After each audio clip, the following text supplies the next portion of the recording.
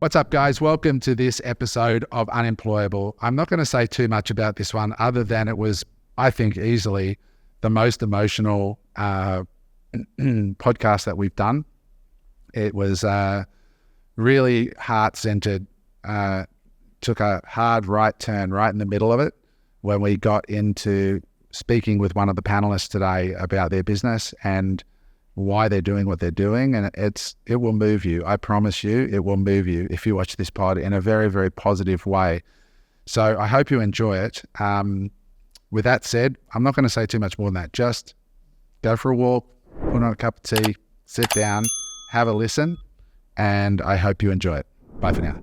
What is up, everybody? Welcome back to Unemployable. This is the Four Amigos, and you will notice a familiar face back in his extra small Gucci shoes from Italy. What is going on? Eric Machado, welcome back. My bunions are killing me, man. No, it's good to be back, honestly. Yeah, it's I've had FOMO. I'll be honest with you. Watching the pods from abroad, I'm like, fuck, I need to be back in that chair. So. Trust me, everybody was having FOMO following your Instagram. That was a hell of a holiday. Yeah, we had a good time. Yeah, I wouldn't have FOMO with your credit card account right now, though. That would sting a little more than those shoes. Yeah, people value different things, right? Like that time away with the family you'll never get that back. No. And there's going to be a point in time when our kids aren't going to want to come with us, or they're going to want to come with us, but they either got a boyfriend tagging along or a friend tagging along, which makes it even more expensive. Fuck. So yeah, I'll step in when they're gone. Yeah. Richard's like, hey, I'm up for adoption if you want, no problem. Yeah. But you're like Sicily and southern Italy. Yeah. We went to Italy and different spots in Italy. We started in Milan, went to Portofino and Cinque Terre, and then spent 2 weeks actually in Sicily. Rented a car and went all over. Went to go check out White Lotus is one of our favorite TV shows. If you haven't watched it, it's a really, really good. There's 2 series to it, 2 different stories. Yeah. I know you like it as well. We were talking about that, and went to the place where they shot it, and went to the beach and hung out there. Just really cool to be there. And then went to Capri for about a week, which is unbelievable island. Beautiful energy, a lot of money on Capri. A lot of Americans go there. Funny enough, a lot of Italians travel to Sicily for holiday, but when you go to Capri, the only Italians there are the ones that are actually owning the businesses and the restaurants. The rest of them majority are Americans. And then went to Paris, and funny enough, I went to Paris and I never been there before, and I thought it was a beautiful city, very, very charming city. And anyone that I talk to is like, shit, man, that's a shit city. When I went there, there's dog shit everywhere and dog piss here and this and that. I'm like, I didn't see any of that. But then they just finished the Olympics, so I'm sure there was a big, big cleanup before the Olympics, right? So, but I can spend a lot more time in Paris, to be honest with you. I thought it was really good. The issue with going overseas to Europe is the Australian dollar is just so weak, and it just inspires you and motivates you to think of different ways to either make Euro or USD. It just gets the mind thinking, because every time you buy something, it's like it's $100. No, it's not. It's 160, it's 170. Yeah. As an example, so things can rack up very, very quickly. So. You did it with halves. I did some quite nice places and some quite nice restaurants too, so I can imagine it would have stung a little for sure. Yeah, definitely. Like we value experience. So going to those beach clubs and going to some restaurants and knowing that you're getting pumped, it's. Could you rephrase that, please? It's which clubs did? You're being a ditty. I was about to say. Tinseltown are you went by the sounds of it.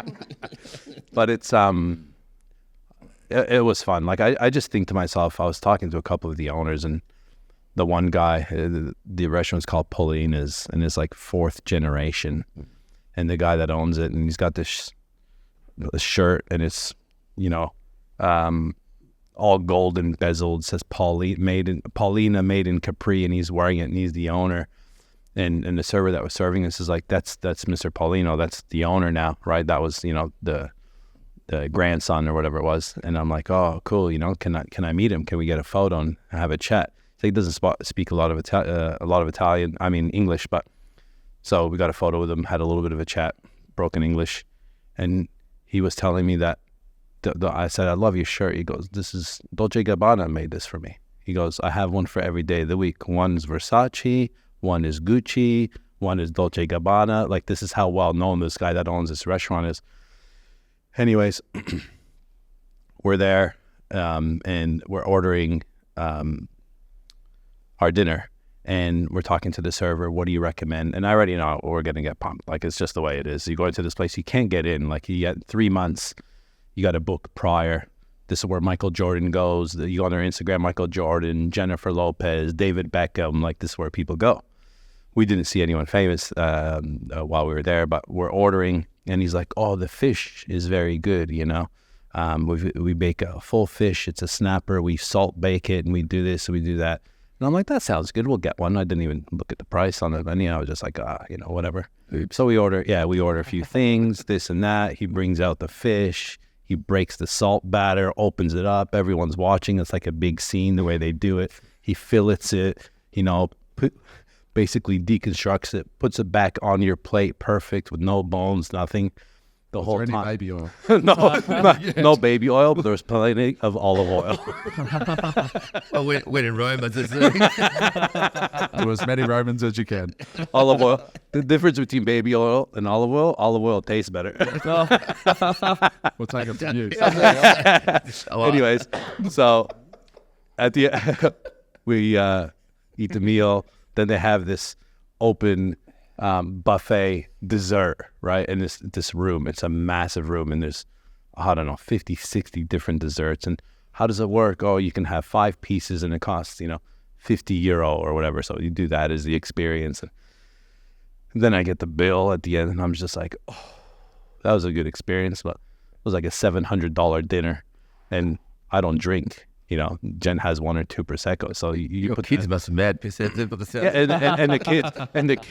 the kids ate their 21st spaghetti pomodoro for the trip, because that's all they were eating is like spaghetti or pizza, So, but it's a great experience, and I'd go back again, because you're under lemon trees, like it's a lemon tree orchard that they used to have, and they've converted it to a restaurant over time, and now they have 400 seats. So the moral to that story I need up my shirt game. That's about it? Oh man, no, it's just Dolce & Gabbana. Yeah, Dolce. It's just like you tell me anywhere on the Gold Coast or in Brisbane or in Sydney, where someone's got custom made, that owns Totti's or whatever it is. It's just different there, Like they'll eat there, they'll sit there, and create friendships with these guys. It's unbelievable. I honestly don't think that's too bad. 700 for a family of 4 with that experience. I thought you were going to say like $3,000 or $4,000. No, I would be if next thing you know I'm ordering bottles of wine, having whiskeys, Negronis, and this thing. Yeah. These types of things, it would definitely be probably a couple grand, $1,500 to $2,000. But again, not the experience, but it was the best $300 fillet of fish I've ever had, though. Chris, how are you, buddy? You good? Yeah, going well, mate. It's been a busy couple of weeks. Lots of learnings, lots of experiences. Getting a lot of good feedback from our clients. They're absolutely loving, and more importantly, their users are loving interacting with the AI, particularly the voice and the messaging side of things. But the thing that's been really interesting over the last couple of weeks, especially, is really just the business challenges, right? So the challenge of the AI tech is one thing, but then we have the actual challenge of building and growing a business from a startup phase, and now moving past that sort of the initial startup phase into some maturity, and looking at like all of our inefficiencies and where we can really tighten things up with dev costs and even just support costs and all those elements there, software, and we'll probably dig into it a little bit further in this episode. But it's been a great couple of weeks, and looking forward to the rest of the year as well. I'd love to dive into that today, because I know a lot of listeners out there are in startup land or early stage. So it'd be great if we can share some of those. Yeah, absolutely. James, how are you, buddy? I'm good. Much the same as Chris, but with a mature company, we're doing some consulting work, as we know, bringing it from New Zealand to Australia, and just understanding there's quite a few different nuances with that, and trying to get this, try the front end nailed, so there's no end of fun trying to get that worked out. And it's a bit different for you. Usually your back end's getting nailed now. Much. I'll take your word on your piece, mate. For anyway. But no, so look, all good. Business partners in town, so we're shooting some film later this week, and just going to be tinkering around with that and trying to get get it dialed in. So it's nothing in business doesn't come without its challenges. So It's interesting what you're doing there, because basically you found an entrepreneur from New Zealand who's got a good concept, and you've partnered with him to bring it to Australia. Yeah, pretty much. So yeah, and there's a few nuances. Obviously, his business has been in NZ for about 11 or 12 years, so it's got a lot of goodwill behind him. Eric, leave it alone. No. Well, but it's interesting, the power of the pod, because you met him through the pod, Yeah, right? indeed. So, but we're certainly finding some, even with that goodwill, you can borrow and bring it across here. It certainly doesn't have the momentum that he's got. So we're just working out. So essentially, it's a startup in a semi-competitive space. So we've worked out an angle about how to potentially run a fear-based campaign and try and level the cheap, shitty knockoffs that way, and put the fear of God into the people who are going to be purchasing the product, making sure they're buying a compliant product versus a set of cheap, shitty knockoffs. So that's the angle we're looking at doing this week, and putting together a script in an interview style format with JD, who was on the pod. So we're working with some of the better guys, and then we'll look at, once we've got that model sorted out, is take that offline, because it's a pretty thin market online, but it's quite a large market offline. So getting back to direct response, which would be interesting, because I've not really done a great deal of actual proper old school thud mail direct response out to lists through list brokers and whatnot. So more to follow on that. Yeah, I can't wait till we can talk about this business, when it's ready to be talked about, because I think it's a really interesting case study. We will loop back to that in the future as you get your feet down in Oz and you've got your sort of momentum going. But it's a good segue actually that you mentioned just there, Eric, because I got a couple things I want to talk about at the top of the pod before we go back and dive into some of Chris's stuff and a couple of other things I got here today. So one of them is that we're doing something new here at Unemployable for all of you guys out there that own businesses. I just wanted to share, I think last week I shared a little bit about Instagram, but we haven't shared super amount about the efficacy of the pod. I think we might have once before where we unpack some of the things that have come about as a result of this pod. And you guys listening and watching to the show, some of you have been with us from the very, very start, and you're watching us learn as we go. Basically, this pod was born because we saw a lot of smart people, mostly overseas, investing into podcasts. And we were like, wow, Patrick Bet-David's a pretty bright guy. Joe Rogan's just smashed it. And, there's so many pods out there. And you start to go, these are really intelligent people. I really respect them in business. And they're going really heavy into podcasting, Alex Hormozi and others. Why is that? And so we started Unemployable, and we wanted to start at a high level. And, the saying, you can only connect the dots looking backwards. We've been looking, Eric and I in particular, have been looking back over the last, coming up to nearly, it's 9 months now. We did our first sort of dummy recording in December, just getting to know each other. And so we're coming up to 9 months. Today is coming up to the last quarter now. So looking back, you connect the dots, right? And we were sort of so many things have happened as a result of the podcast. One of them is not direct money. We don't get paid sponsorship on the pod. Chris is a portfolio company, and so we give him sponsorship to be on here. But Chris has born a whole business. They've done over $500,000 in sales in the first 4 months, I think it was, with no advertising at all just purely from the podcast. I've had a particular deal that's made me $1 million as a result of being on the pod. We've done there's a whole bunch of examples that we could talk to that have translated into real hard cash right now, and actual deals and things that are like Earlibird as a company would not exist, that has enterprise value now. And Eric and I are shareholders in that business. We invested in it. We've got 2 or 3 other projects that we're looking to invest in right now as a result of the pod. James has started a business with a guy who came on the pod, and JD, John Dwyer, was on the pod, who's one of Australia's top marketing experts, brought Jerry Seinfeld to Australia. That relationship's rekindled again because you knew JD, but it was an opportunity to reconnect. So there's so much benefit that comes from podcasting. This is a long way of saying that there is real value in podcasting, but we recognize that many of you listening don't have the budget to do what we've done here. This cost us about $250,000 to set everything up. This is, for those who haven't been here, I think it's probably the best podcast studio on the Gold Coast, maybe in Queensland. I don't know all of the other setups, but this has had proper money spent on it. So if you're listening and you want to start a podcast, we are going to open up the Unemployable studios here. So you've got this set that you can see if you're watching on YouTube right now, which has a panel of 4 on the big concrete desk. All the lighting can be changed and whatever, the screens behind us can be rebranded to you. And we have a smaller set to the side, which we haven't used a lot. We've only done a couple of pods on that one. But again, that's going to be brandable to your brand. And you can come in here and book it for a day. We're trying to get like 5 brands to start with, just 5, that can come in for one day. You can use the space, and Richard, our super videographer and technical guru, will be here and record your pods. You could knock out 4 pods in a day, and then you'd have content for ages for the whole month. You got shorts, mid-form content, long-form content, a podcast you can put out every single week. And we've now grown to, on YouTube, 4,000 subs on YouTube. Now that, compared to a Hormozy or these big people, is not much, but 4,000 people is a lot of people if you see them in a room, right? And YouTube subscribers are hard to get. And you can't buy them, as far as I know. They're actually organically earned. And we're growing actually quite quickly now. Every 100 seems to come quicker and quicker and quicker. So if you're interested in that, send an email to support@unemployable.com.au.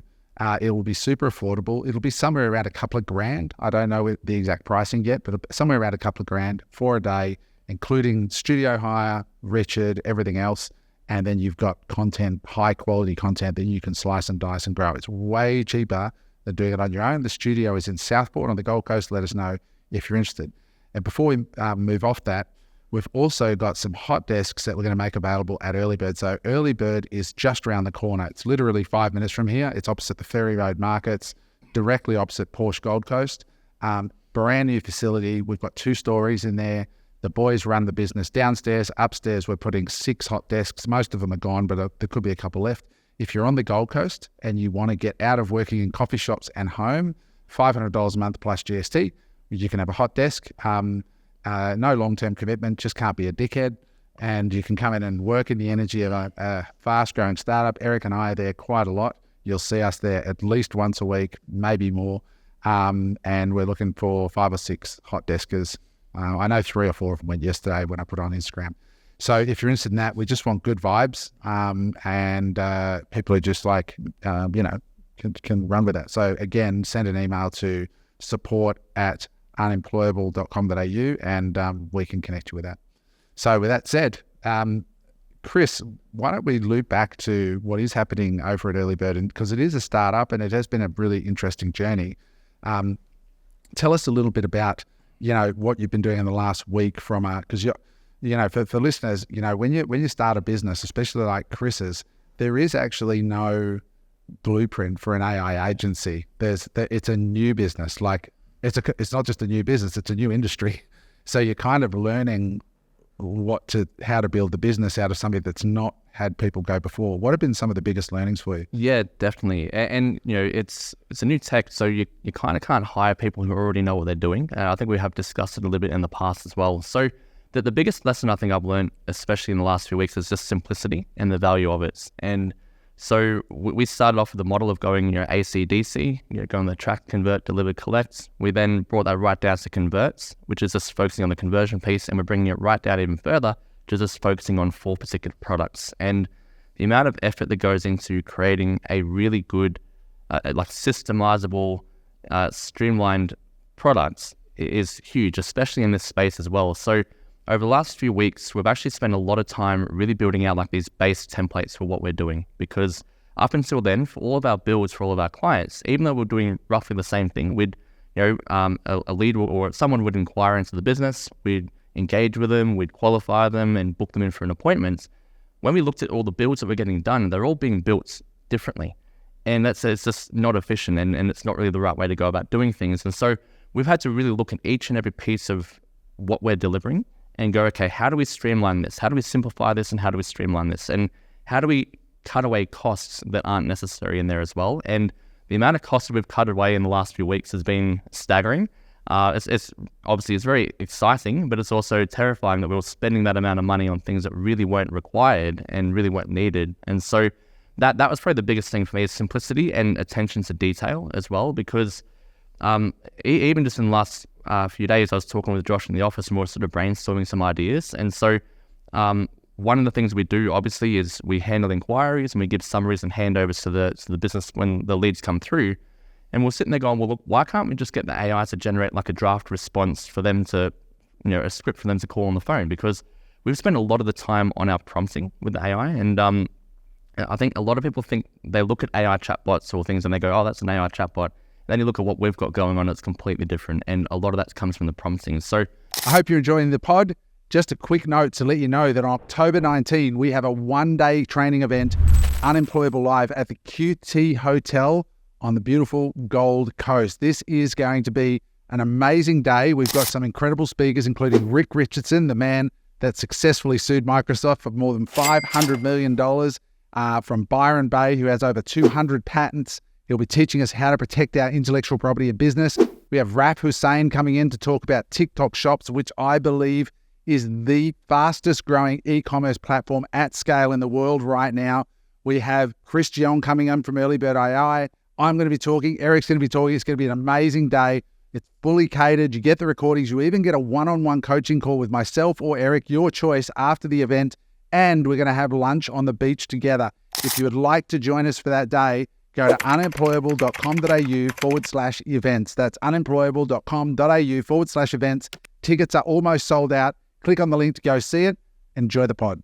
what we're really looking at doing is how do we help our clients not just, take these leads, come and qualify them and book them in for appointments, but then also follow through themselves with actually improving their responses too. But biggest lessons, definitely simplicity. And also becoming really, really efficient with paying attention. Let's pull on that thread a little bit, because I think there's a lot of learnings for all entrepreneurs here. Yes. So what was happening is when Earlibird first started, they had a broad model that they started with. They called it the ACDC, which means they would sit down and talk to a business about all the ways that they attract customers and all the possible ways that AI could help. Then they go to C, AC, so convert. So attract, convert. Then they look at all the things they're doing to convert customers, which could be a phone call, sending out a brochure, sending out emails, and then prescribing potential AI solutions. Then they're going through to deliver. Yeah. And then they're looking at the ways they deliver their services. Okay, so you deliver it with this and that and And then the last one, collect. Yeah. How are you collecting money? And then you're prescribing. And Eric and I sat down and went, guys, there's 3 people in the office right now. You've literally got 25 possible solutions here. And Tim Ferriss has a famous quote, what would this look like if it was simple? Because most businesses, 80% of the revenue comes from 20% of the services or 20% of the products. So when you're very early, it's really, really important that you find out what those 20% are and not just reduce your focus on the others, cut them out. Correct. Because you don't have the bandwidth or the financial horsepower to support them. And this is where creative people, really struggle sometimes to just refine down and focus and master. Yeah, and I think also as an entrepreneur, typically we see opportunities that we want to solve. And, we look at, especially with AI, there's thousands of opportunities we can solve. And so it does take real discipline to cut that away. And obviously a lot of guidance and advice, obviously from Adam and Eric and everyone we've got around us, because, saying no is very difficult to do when you've got people throwing or trying to throw money at you to solve their problems, and you have to say no to that so you can say yes to something else. It's actually quite challenging. It's funny, I was on a pod on the way up from Mimosy, and they were talking about in any business there's always one constraint, and if you focus 90% of your time on that one constraint, the rest of it doesn't matter. And there'll be fires burning. He said, let them burn, whatever, we'll get to it. And he said, how important is to create a not to-do list? And he said, if you can actually do that, things will become a whole lot clearer, because people create these to-do lists, they're never ending. And he said they actually act when they go into their portfolio businesses, they just do this one thing. So solve the one constraint and create a not to-do list and fuck everything else. And Mosey also says something else along those lines about most people's lives and businesses are 2 or 3 difficult conversations away from being completely different for the better. And you had 2 or 3 customers, because we said to Chris, where is the time going, and where is here's all the expense for coding that's massive. We were paying some of these coders more than the Prime Minister of their country, right, literally. And we're like, what's the breakup of that? And then we identified there's 2 or 3 jobs there that were when we saw the bar chart that went across from left to right, the clients, one bar for each client, right out to the extremities, it was like 2 or 3 clients that, like, we had one client that needed 700 YouTube videos ingested into their AI brain. And I'm like, well, how do you do that? Is it just a click a button? Or no, you got to go and grab them, download them, upload them into a platform you use to get this transcription. Then you got to grab that and put it. I'm like, so you actually had to manually touch 700 videos for a client. Did they pay more? No, it was the same as the other ones. So, okay. So you look and you see these 2 or 3 outliers. And so first of all, one of them was just a conversation. We can't continue this. The other one, we had to just bite down hard and accept the being. And then, but then the question becomes, how did that happen? What in our model, in our system is broken that somebody with needing 700 videos ingested got billed the same as somebody who has a menu and like a little restaurant that needs to have their AI? How did that happen? Okay, we don't have a system for that. So then we create a system and we created packages that help us now identify, and at what point does that need to be identified and by whom and so on. So we break it all down, but you've got to have that data in order to make those decisions. Yeah, big time. And not just that as well, like that decision impacts so many other people as well. Because as we're growing the business, we have the sales team, the delivery team, the support team, the executive team in the office. Everyone has to be across that one little decision. And so it might seem like a small change, but then this actually causes a lot of downstream work. And you know, it can get very complicated very, very quickly. And having that focus on the other thing too, for me personally, and I don't know if this is anyone else out there too, but when these challenges start coming at us, my natural inclination was, let's go do this thing over here to make some more money, because we've got this opportunity with people looking to throw money at us. Let's go do that. But it's taking real hard conversations that Adam and I have had. It's like, no, focus on the problem, fix that problem, and then that's where all the benefits are, you know. And to your point there, you focus on the constraints rather than trying to chase something new. So that's also been a massive learning. It's like, you know, the more we turn our attention inwards at our problems and not outwards at opportunities, that's been an absolute game changer as well for us. That's a really good insight. It's amazing because obviously for the last 5 weeks, I haven't physically been here. I've been away, right? And I've been seeing all the emails and all the WhatsApp messages coming through and stuff. And how long have we been going there now for, Chris? Has it been 6 months, 7 months? Or? No, we actually looked February. So 8 months. Yeah. 8 months. So we've been going 8 months. And I think in the last 4 weeks, there's probably been more change than there has been in the previous 7 months. And that's by looking inwards and actually saying, holy shit, we got to change a few things here, right? And I've been, you know, seeing the correspondence obviously through emails and the rest of it. And I know that Adam's put a lot of time and effort, obviously from being, you know, us as investors on the sidelines and doing a lot more than just being an investor and an advisor, and actually digging into the business and being there, you know, almost every day, probably over the last month or so, right, to help you guys and strategize about the future. And I guess one of the big key things is we all sit here and come up with different business ideas all the time. I remember sitting down with James and him telling me about this new business idea over a coffee, and he's like, yeah, it's going to kill it because we're going to do this and it's going to do that, and it's just a massive market, and like, man, it's going to be like money for jam. Then I talked to him yesterday, and it's kind of like, actually, it's probably not as, you know, exactly what that was at that point in time, because now we got to do this, and this didn't work, and that's all of us, by the way. That's all of us, right? Because we sit here and we think, hey, let's do that. Yeah, okay, but you got to get a website, got to get a booking system. Who's going to chase the money? Like, it's a business. You need people. And the big thing is you can't be everything to everyone. Yeah. I've always been, you know, like, do as much as you can type of person. Yeah, we could do this, we could do that, we could do that, invest in this, but the more you think of business and you look at the some of these businesses that are killing it out there, especially the ones that, you know, even we've interviewed on the pod that I never even knew existed, like Light My Bricks as an example. They're so niche. And I think in business, we got to stay niche and not try and be everything to everybody. And especially in AI, because AI is so new and you could literally help every single business on planet Earth. Yeah. But we don't need to help every single business on planet Earth, right? If we can go out there and reach 1,000 businesses, we're gold. How many businesses are in Australia? There'd be hundreds of thousands of businesses in Australia. So it's a very, very, very small amount that you actually need to touch to make a big difference. You just got to be touching them profitably, and that's the really important part with all of this stuff. That I always say businesses are like babies. They're sort of fun to make, and they only take 5 minutes. but once you've got Just them, 5 minutes. Up your game, boy. oh mate, that's on a good day. They're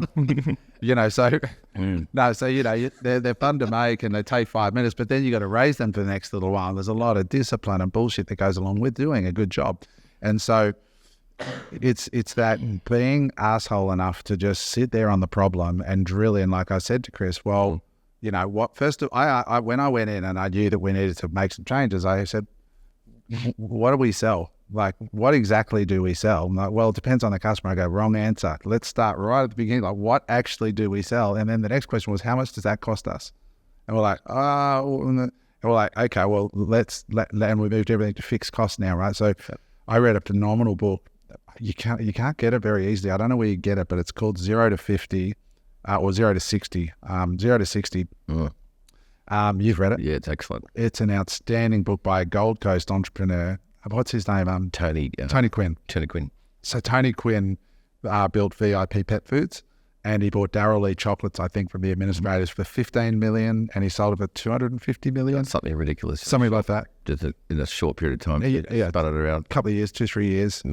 And he also did VIP Pet Foods. And this is a Scotsman whose family got into the pet food business because the way his dad used to make money is he had an inside contact with the Scottish animal or whatever body that picks up roadkill, and they just ring him and say, listen, we've got a dead whatever on the road.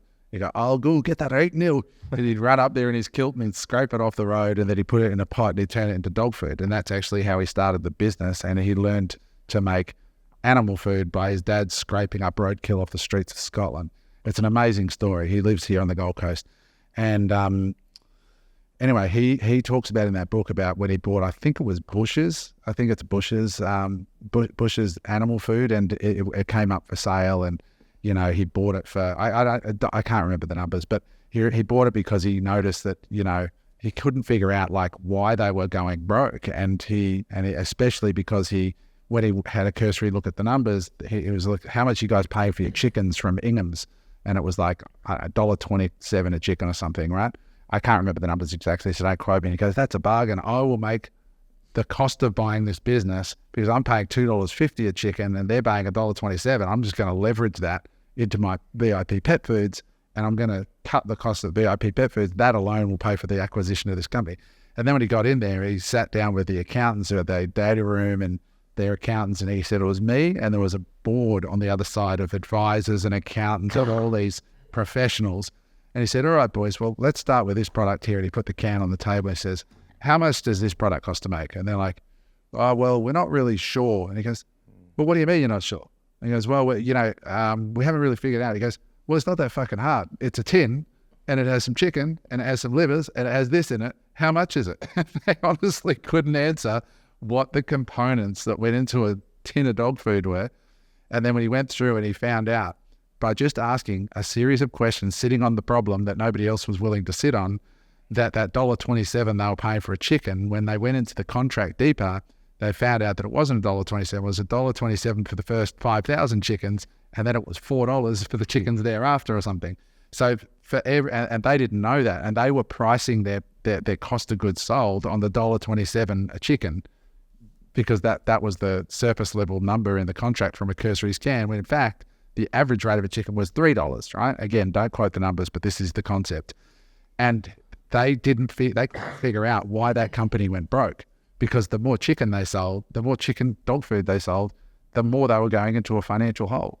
And as a result, he was able to figure that out, turn it around, and made a fortune. So, but that's a very simple example of why it's really, really important to, when you're in a business, and what I do now when I invest in a business, or I'm in my own business, I go down to those really brass tacks numbers, like what's the offer, who's the customer, and so on. It's so super important to do that, and we're doing it with Earlibird, and we're seeing immediate, like the difference in the financial momentum in the company has shifted massively now.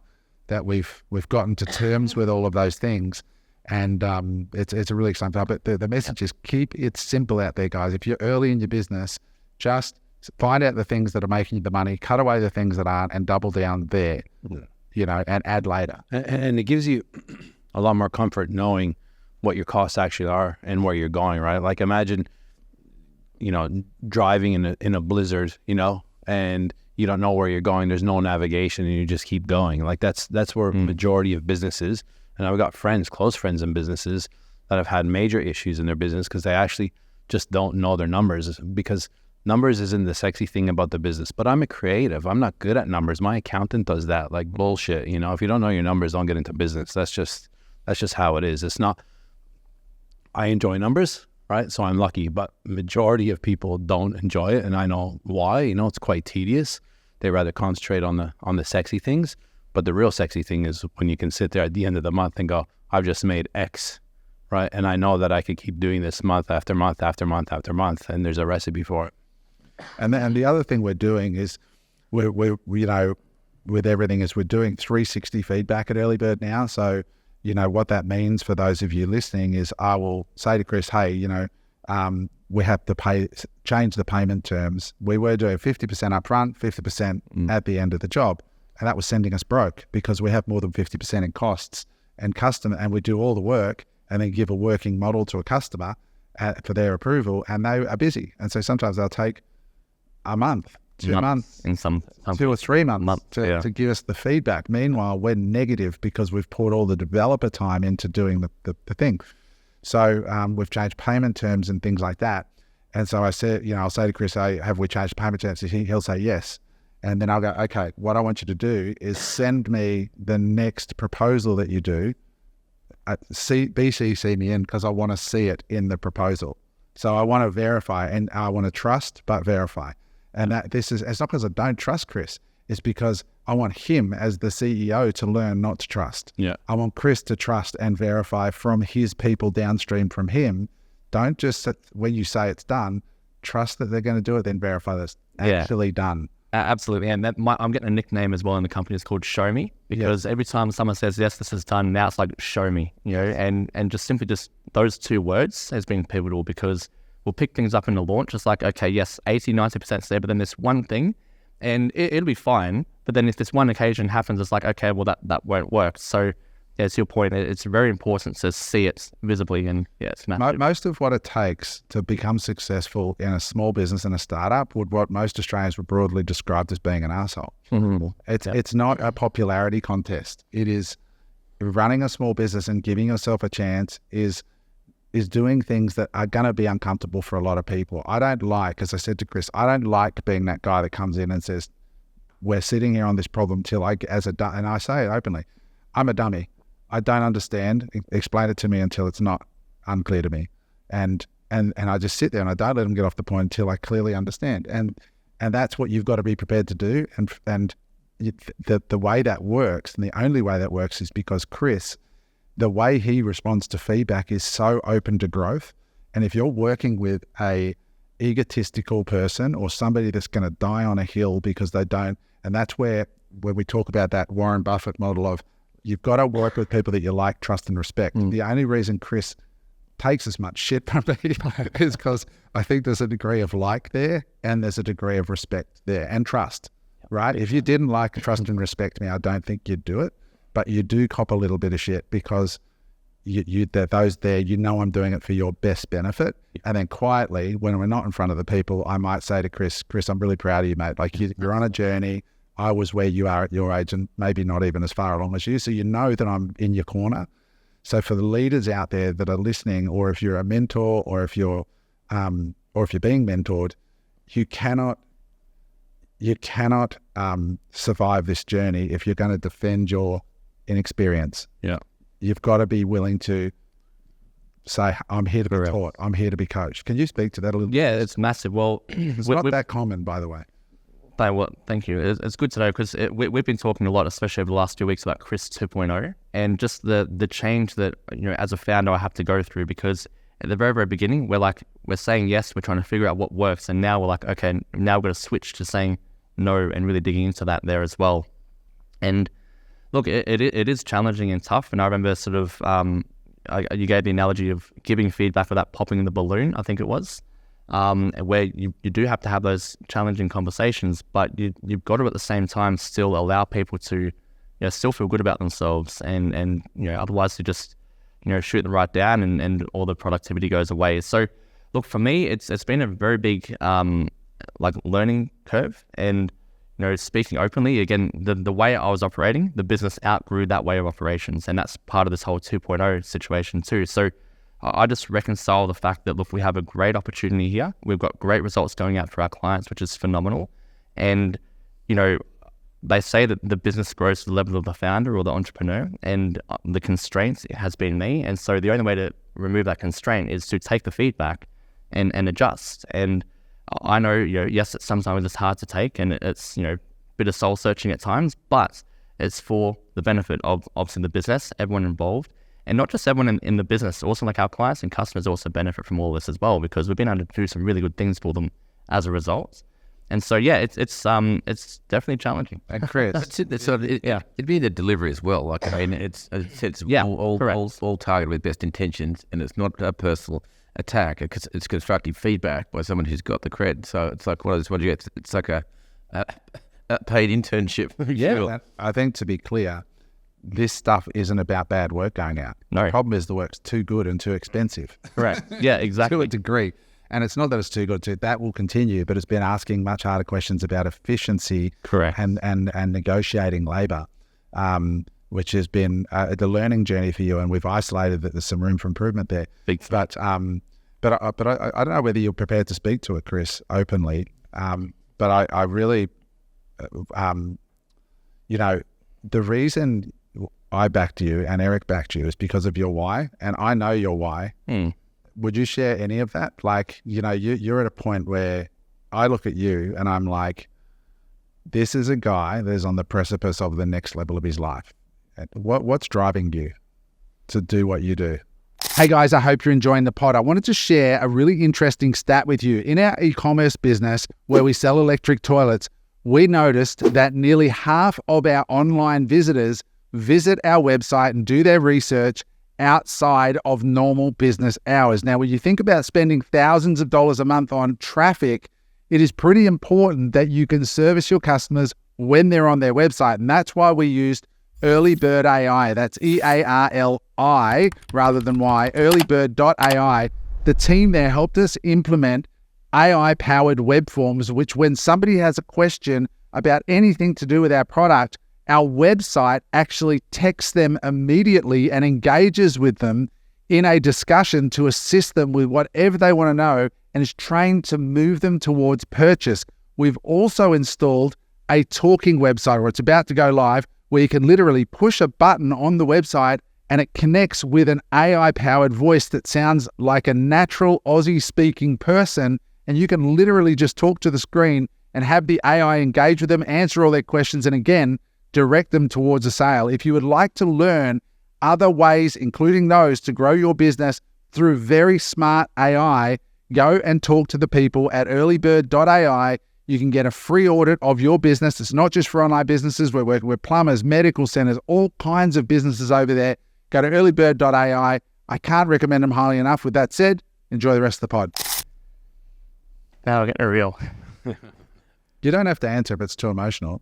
But it's just, I know that you've got a massive why, and you've got this fucking point to prove, and that's such a powerful thing. Yeah, it is. It's very emotional.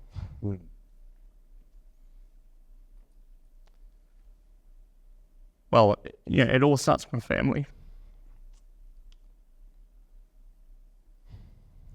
Because No, it's all right, man. That's what it's about. I mean, you can, yeah.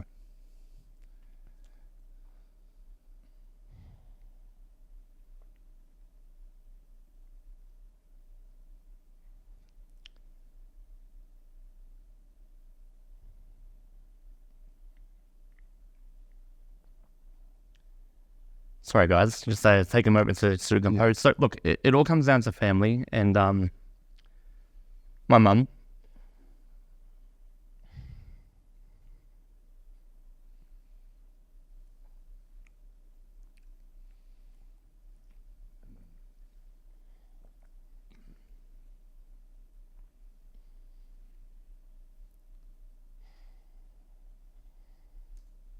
Well, this took us home.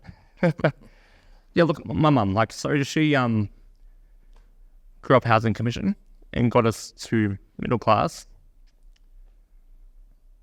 and lost it all.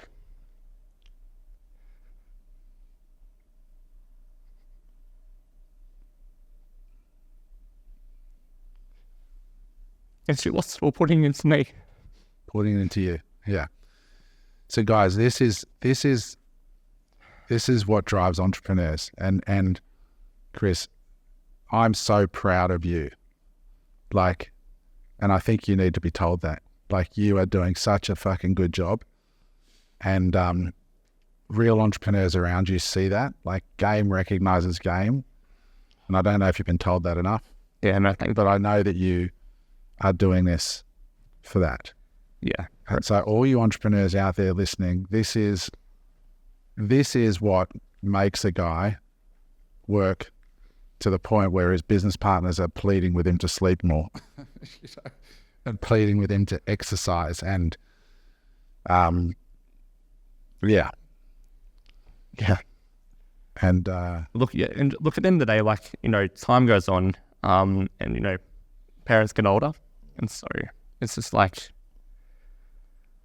I want to make this work in time to be able to give back in that way. And support your mum, right? Yeah, correct. Yeah.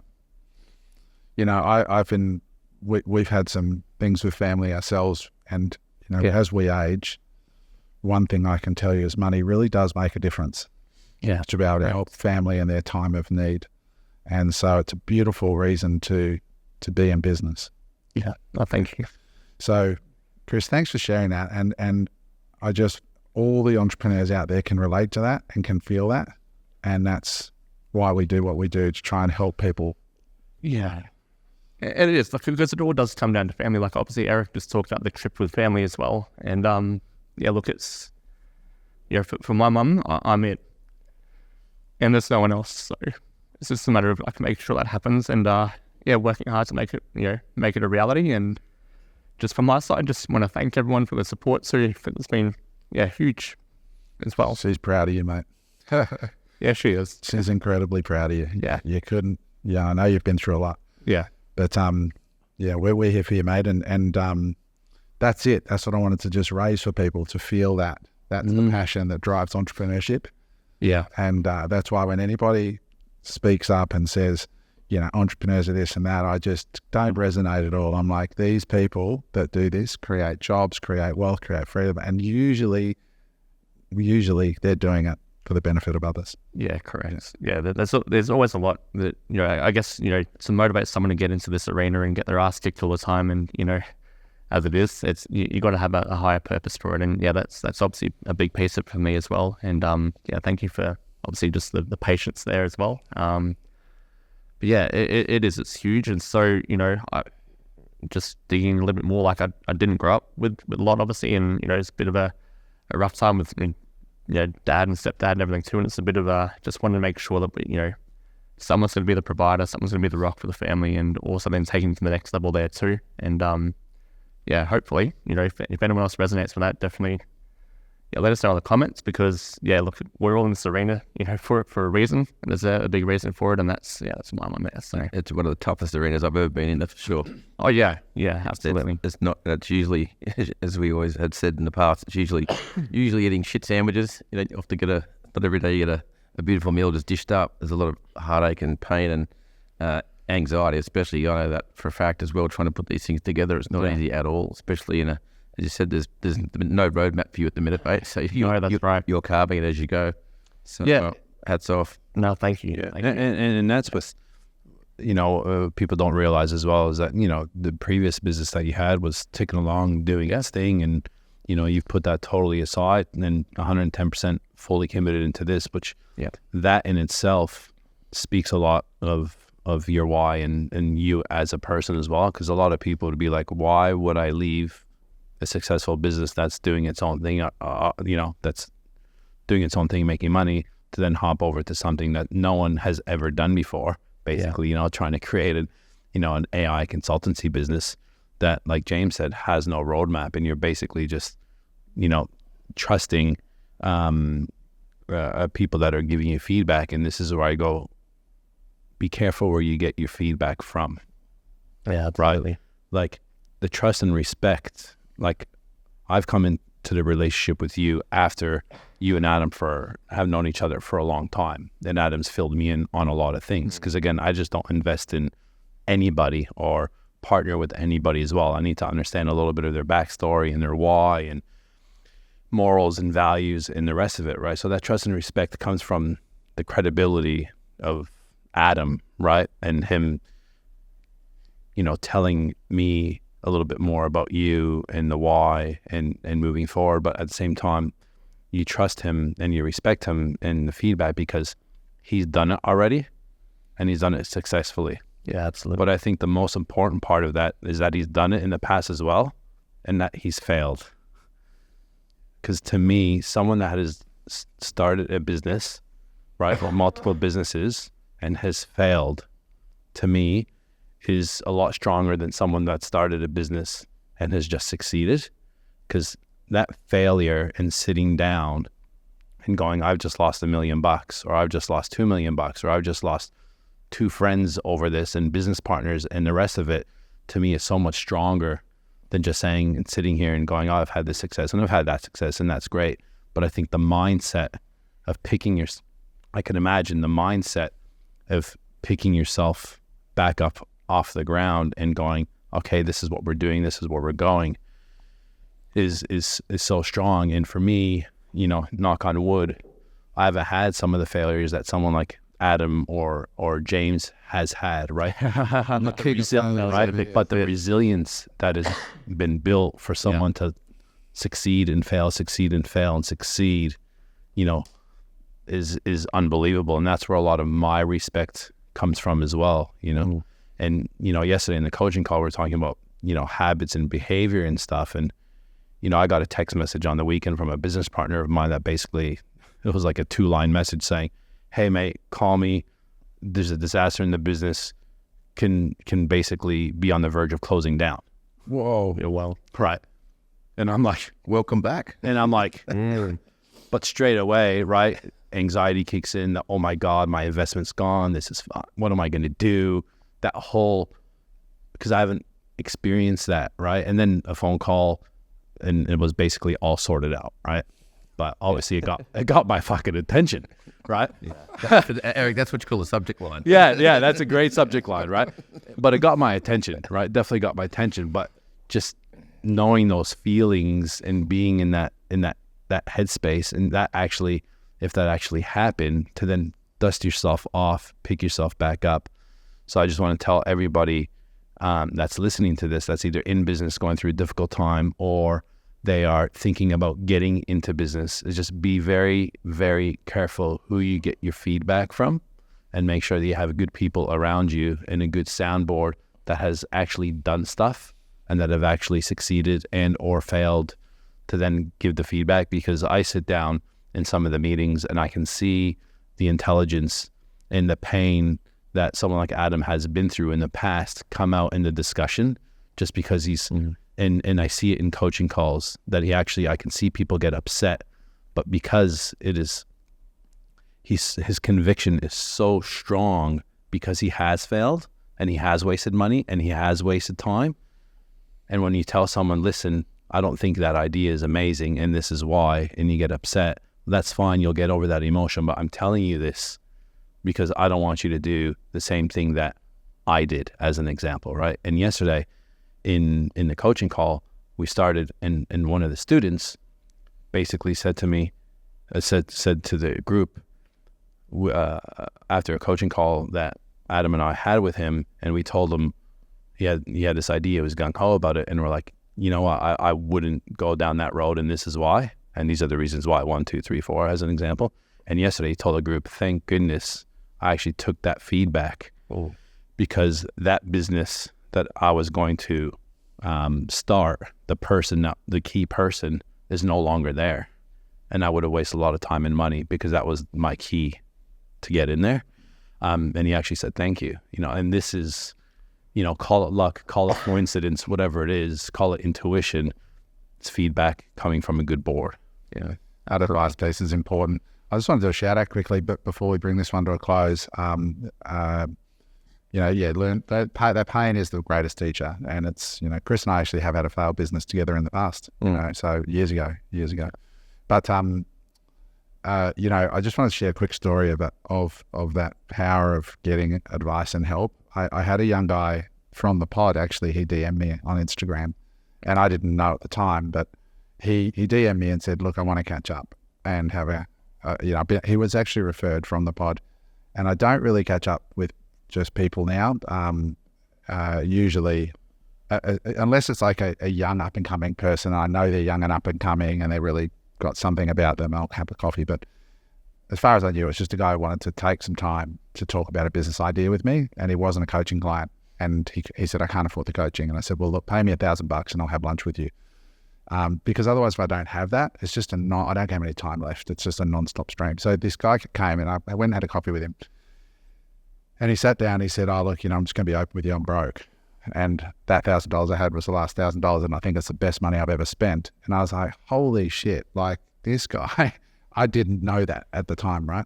But I sat down with him, and at the end of the meeting, we went through his idea, and we went through it in detail. And not only did he have a great idea, but it was a whole bunch of contacts that I could open up to him, and I found an investor for him.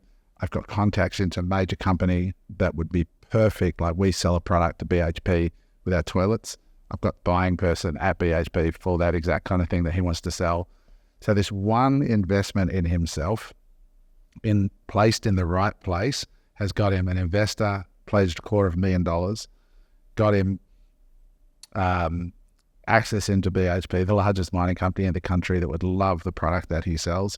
Put him in touch with somebody from your network who's got a $100 million a year business who's helping him sort out the supply chain for the product. All of that from one investment of $1,000. Rather than, now I'm not advertising to book me for $1,000. What I'm advertising for is his attitude to go, I've got $1,000 that he's an artist from Byron Bay. He mustered up $1,000 from selling paintings or whatever he does to get money. Young guy, and he sat down, Chris, and he said, I'm 30 years old. I'm super hungry. I'm tired of being a broke artist. I want to make money. This is my idea. What do you think? And I said, before you show me what's in that bag, I want to tell you right now, I'm probably not going to like it. And I could see him just going, all right, but I'm confident. All right, great. But all I'm saying to you out there is that attitude that guy has, if you can bottle that, that's what you need to sort of be successful. It's just such a smart play. Yeah, and you want that in your team as well, because similar to this, it's like, I have conversations like this within the team, and those that are coachable and keen to improve, it's crucial like that as well. And just one little final note on the why. It's yes, it's very emotional, but it's also very powerful too. So it does allow us, like, you can tap into that sort of energy source at any time as well. So it's quite if you don't know what that why is, it'd be worthwhile spending that time. And last thing I want to mention, guys, for today's pod, and Chris, just want to acknowledge you. Thank you for sharing that. I know that was not easy. Last chance to join us at Unemployable Live. It's happening on the 19th, I think it is. Yep. October 19th, is it? Saturday? Yeah. October 19th. So have a look in the calendar.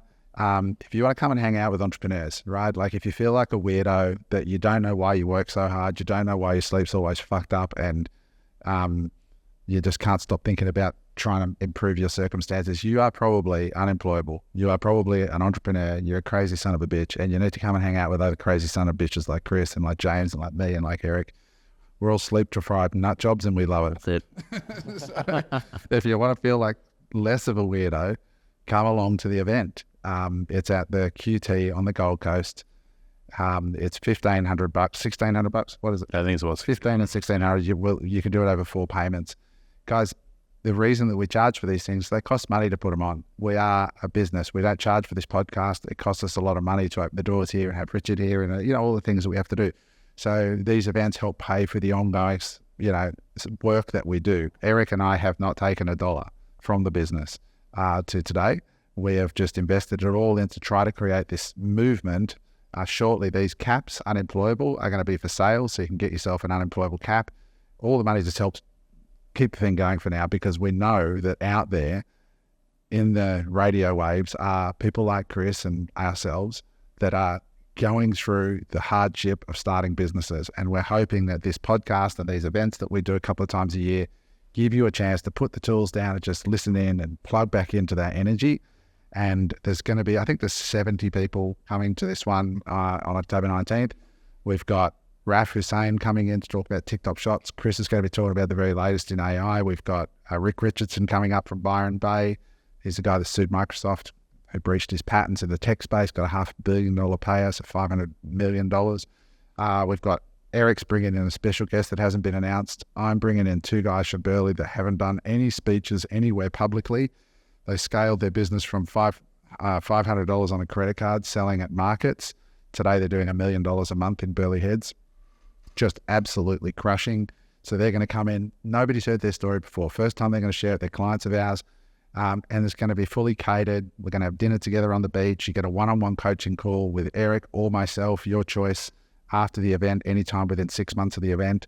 And you get the recordings of the day as well. So guys, honestly, so often I talk to them like, well, that sounds kind of expensive, $400 for 4 months. I'm like, dude, seriously, I've put a room full of multi-millionaires that are heart-centered, good human beings. It's taken months of planning to make it happen.